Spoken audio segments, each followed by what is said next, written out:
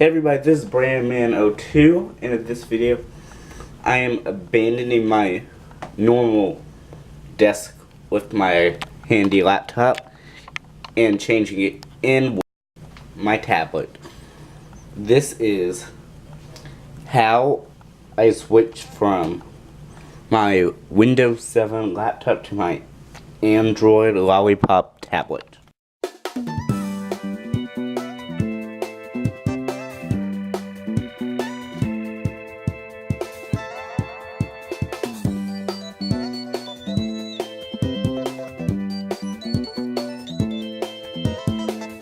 Okay, as you may know, or may not know, my laptop, which I love,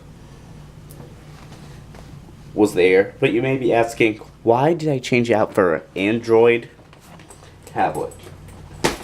Yes, I did actually, for a while, because I do not have my Windows 10 laptop at the moment, but my Windows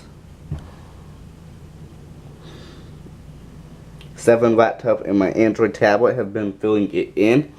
But I want to say how my Android tablet came up to the challenge. So, one thing I liked about my tablet is it functions like a laptop. As you can see,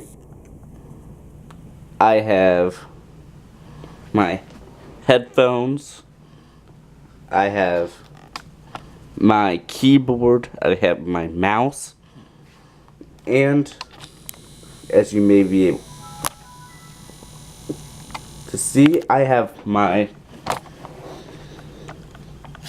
handy printer plugged in right here.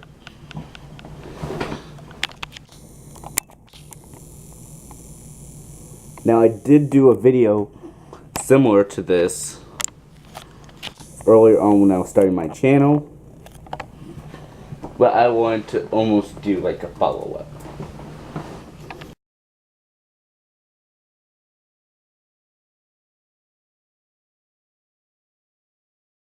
So, before I go into how I did this, with the software, I want to point out the hardware. So, as you can see, I have an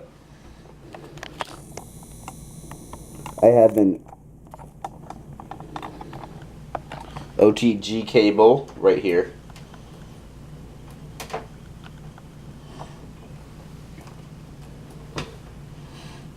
And I have this keyboard. It was a keyboard case from Infoland. Hope I pronounced that right. I have my handy tablet, of course. Now this is the Verizon LG G-Pad 7.0 LTEA. That's a lot to talk about. And a lot of this stuff is the same stuff I use with my laptop. The one thing you may have noticed that is clearly different is my headphones. The headphones I had were made for the two outputs, microphone and speaker, of my Windows 7 laptop, but for when I was using Windows 10, I was unable to use them because my Windows 10 laptop only one output, as well as many tablets like mine. There's almost no devices, well, mobile devices on the market that have even ever used, at least still using, the two different outputs. And this is not a Bluetooth mouse, although it came in better. This is a wireless mouse made for Windows computers, made by GE.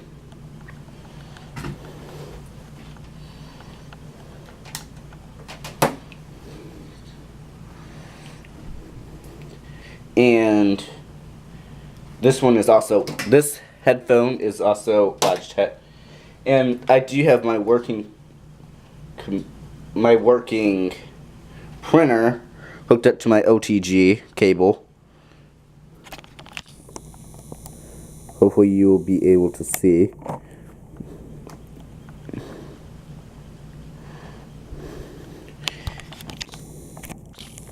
And it is an HP printer.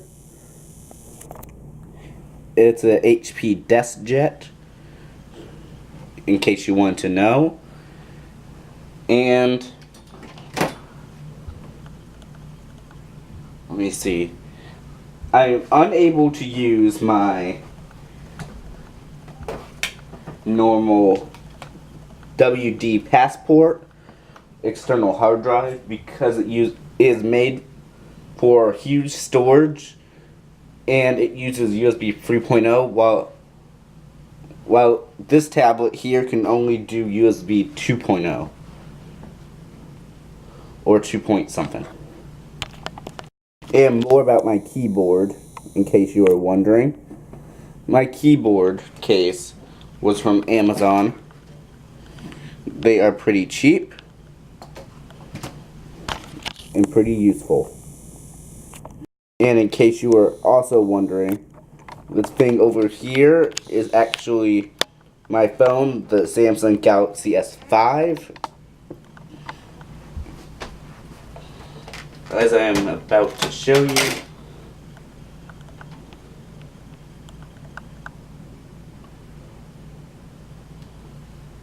And I just have my OtterBox screen protector on it, and I'm just charging it. I'll actually move this out the way.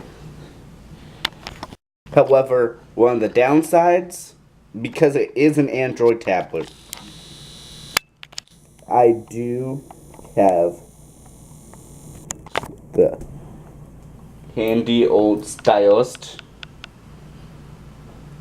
up here, because it is just better off using touch input than mouse input.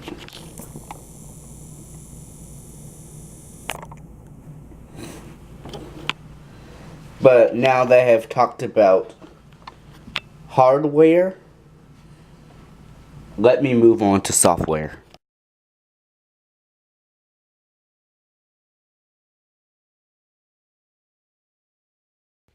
Hey everybody, now this is a part of the other video, but this is taken about 2 hours later. Okay, so in this part I want to go over the software I am using. So this is using the Google Now launcher, which is available in the Google Play Store. And as you can see, here's this. And it makes everything look like a nice little icon. Plus, it gives you the benefit of Google Now. And I am about to plug in my OTG cable on the Go Communications, which has my printer and mouse hooked up. And as you can see, it does know that it's using OTG. And I have my little mouse, which hopefully pops up in the video. And it gives you almost like the start menu over here.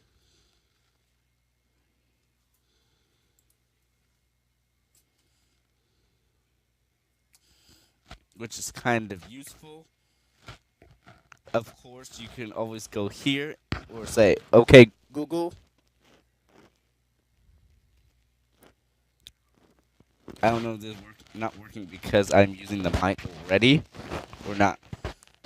But some of the apps I had to help me included the Adobe's, which it has Adobe Acrobat, Photoshop Express, and Flash Player.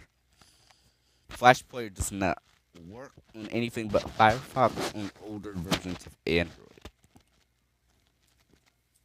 which is kind of a bummer. And this is a Verizon tablet, so I have my Verizon necessity apps right here. And I have my Microsoft apps, which are listed here. Now, I do have Arrow Launcher Next installed. However, they are made for phones. I downloaded through the APK file using APK Mirror. But they only work in portrait, but not in landscape. So, it does not work as well. I was hoping that Arrow Launcher would have given me like a Windows-like Air, which it did not. But it's still a great app. Okay, so as I've mentioned, my Adobe and Microsoft apps, I have Microsoft Office here, plus Adobe Flash Player. I use that as my Office suite, as well as the Google made Google Docs, which is integrated into Google Drive, while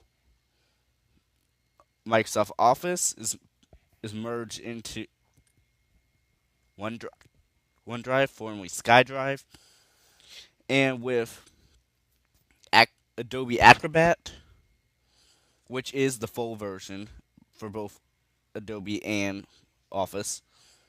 Adobe Acrobat, it is synced into the Adobe Creative Cloud. However, using the computer after you save the file into the Creative Cloud, you can save it to OneDrive, which is actually pretty great. But OneDrive it's going to next month lower the amount of storage you have for free, which is kind of a downfall, which is making me want to go back to Google Drive or just use my external storage. So, let me see. Even though you can't really get a virus on Android device, you can never be too sure. So, I do have VZ Protect, which is run by McAfee and Assertion, as well as Verizon.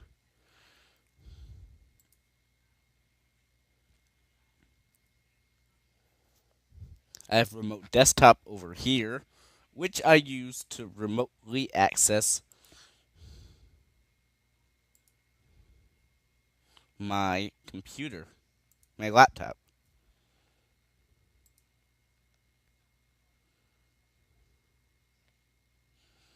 I'll not go into that right now, but maybe later on in this video.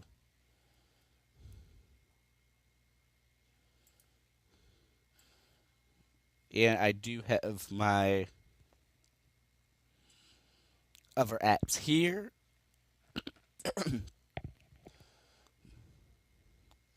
However, for computers, I would have to say to make it computer like. Let me see. I showed Office and I've shown uh, the antivirus for Chrome. I'm not gonna actually enter Chrome, but desktop mode does work for Chrome. However, it does pick up using a mobile device, but it's more lenient to think it is a desktop device over using your phone, because tablets were made as an in-between. However, it still picks up as a mobile device. Unfortunately, you cannot get Chrome apps like you do on the computer, which is another downside. And the biggest reason is because Chrome apps are not that popular to begin with, and well, it's not a Chromebook also, and it's an Android also made by Google, and they're trying to separate the two brands, even though Android apps are coming to Chrome OS. For media, It's great to have VLC.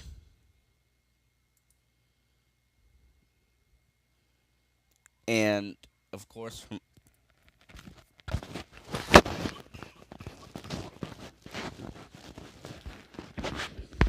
sorry about that, but it's great to have my camera app I have not set up yet.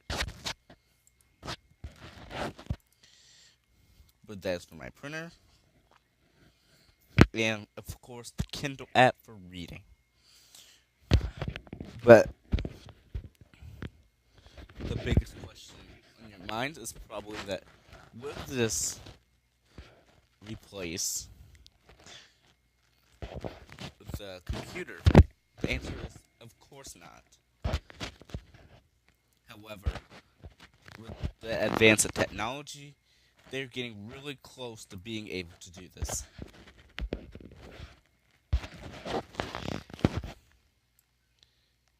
I think this is something to actually consider looking at, and